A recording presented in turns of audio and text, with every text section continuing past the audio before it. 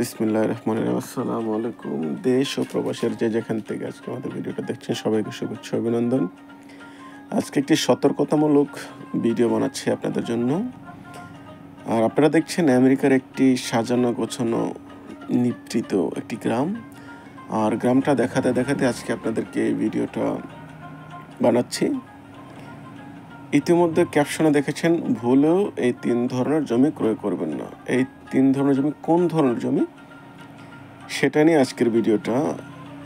Video শুরু করার আগে আপনাদের কাছে অনুরোধ, যারা এখন আমাদের চ্যানেলটা সাবস্ক্রাইব করেননি, লাইক কমেন্ট করেন, দয়া করে আমাদের চ্যানেলটা সাবস্ক্রাইব করে বেল আইকন বাজিয়ে আমাদের পাশেই থাকবেন। আর কমেন্ট করে জানাবেন আপনি পৃথিবীর কোন দেশ থেকে কিংবা বাংলাদেশের কোন অঞ্চল থেকে আমাদের ভিডিওটা দেখছেন। তাহলে চলুন জেনে নেওয়া যাক কোন 3 ধরনের জমি কখনো ক্রয় করা ঠিক না। নাম্বার 1, কিস্তিতে কখনো জমি ক্রয় করবেন না। ইতিমধ্যে আপনারা দেখেছেন বাংলাদেশের বিভিন্ন নিউজ পোর্টালে একমাত্র কিস্তিতে যারা জমি ক্রয় করে তারাই হয়রানির শিকার হয়। প্রথম কারণ হলো কেন কিস্তিতে জমি ক্রয় করা ঠিক না। দেখুন, জমি মানুষের একটা লালিত স্বপ্ন। এই স্বপ্নটাকে পুঁজি করে এই ধরনের ভুইফোর যে অসাধু ব্যক্তিরা আছে তারা একটা কোম্পানি সাজায়, যারা ব্যক্তিগতভাবে 10% জমির মালিক না, অথচ তারা বলে কয়েকশো বিঘা জমির মালিক। তারা শুধু সাইনবোর্ড ভাড়া করে আপনাকে মাসে 5,000 টাকা কিস্তিতে ঢাকা শহরে 5 কাঠা জমির মালিক হয়ে যান 5 বছরে।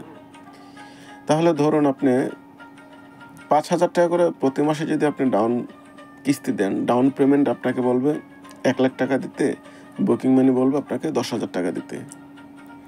তো 10,000 টাকার 1 লাখ টাকা, 1,10,000 টাকা, আর প্রতি বছর যদি আপনার 60,000 টাকা কিস্তি আসে 5,000 টাকা করে প্রতি মাসে, সেক্ষেত্রে আপনার প্রতি বছর এখনও 9.5 লক্ষ টাকা বাকি থাকে। সেটা কীভাবে? ধরুন আপনার 10 লাখ টাকা করে প্রতি মাসে পড়তেছে, আপনি যেহেতু 5 বছরের জন্য 50 লাখ টাকা সম্পদ ক্রয় করতেছেন, অতএব প্রতি বছর আপনাকে দিতে হবে 10 লাখ টাকা।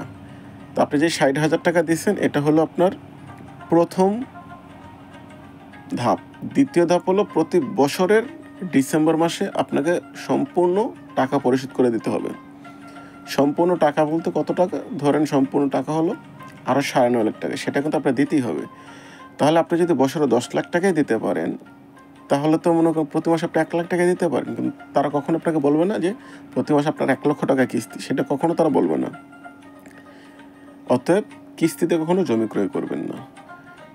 দ্বিতীয় কোন ধরনের জমি কখনো ক্রয় করবেন না? দ্বিতীয় জমি হলো আপনার কখনো কোনো নদীর জমি ক্রয় করবেন না। যেটা এখনো জলাশয় পানি আছে সেই জমি ক্রয় করবেন না। সেটা আপনি হয়তো বা ভোগ করে যেতে পারবেন, আপনাকে স্বপ্ন দেখানো হবে যে 6 মাস পরে ভরাট হয়ে যাবে। চাইলেও আপনি 6 মাসে ভরাট করতে পারবেন না, সেটা যদি নদীর জমি হয়ে থাকে। সেই জমি যখন সবাই সম্মিলিতভাবে ভরাট করবে তখনই আপনি সেই জমি আপনার ভরাট করতে পারবেন। নাম্বার 3 এবং ফাইনাল যে জমিটা কখনোই ক্রয় করা ঠিক না, সেটা হলো বেদখল জমি। যে জমি আপনার দখলে নাই সেই জমি কখনো ক্রয় করবেন না। অনেকে ভুয়া কাগজ বিক্রি করে আপনাকে জমি দিয়ে দেবে, কখনো এই জমি ক্রয় করবেন না। আপনি যদি জমি ক্রয় করতে চান অবশ্যই আগে সেই জমি খালি হতে হবে, সাইনবোর্ড লাগাতে হবে, টাকা পরিশোধ করার আগে সেই জমি আপনার দখলে যেতে হবে, তারপরেই সেই জমি ক্রয় করবেন। তার আগে কখনো এই ধরনের ভুইফোর কোম্পানি থেকে জমি ক্রয় করবেন না। ধন্যবাদ।